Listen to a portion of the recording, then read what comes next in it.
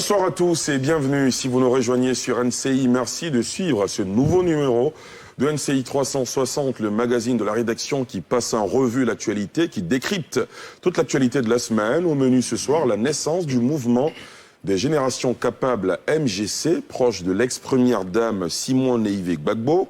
L'actualité, c'est aussi la sortie du président du COJEP, le Congrès panafricain pour la justice et l'égalité des peuples, Charles Blé Goudé, qui s'est prononcé notamment sur la création du nouveau parti de l'ex-président Laurent Gbagbo.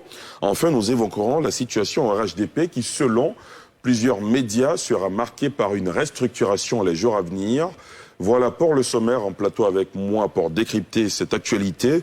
Monsieur André Silver-Conan, journaliste fondateur d'Ivoire Hebdo. Bonsoir. Antoine Assalé-Tiemoko, journaliste, directeur général de l'Éléphant déchaîné, député maire de Tiasalé. Ça commence à faire long. C'est le mérite. Absolument. Voilà. Guillaume Bateau, journaliste, secrétaire général du SYNAPSI. Enfin, Ambroise Tiettier, qui est journaliste éditorialiste. Et ce soir, nous avons le plaisir d'avoir une dame sur le plateau, Maître Crédy Marie-Claude, elle est coordinatrice nationale du mouvement des générations capables.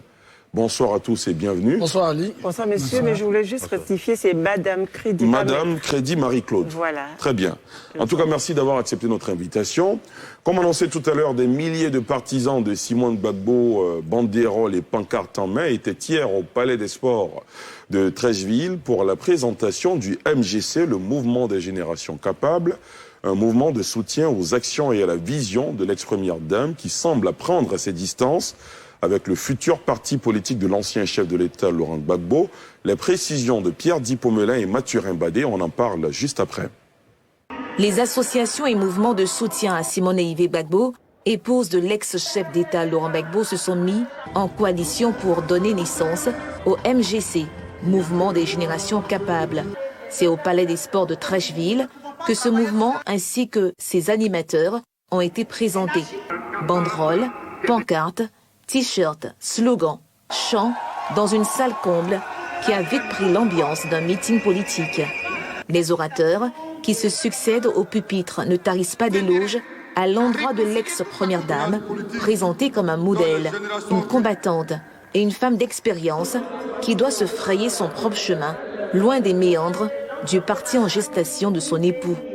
Et c'est Gervais Boga Sako qui vient de démissionner de son poste de vice-président d'EDF, la plateforme pro-Gbagbo, qui creuse l'abcès. J'étais convaincu que rentrer au pays,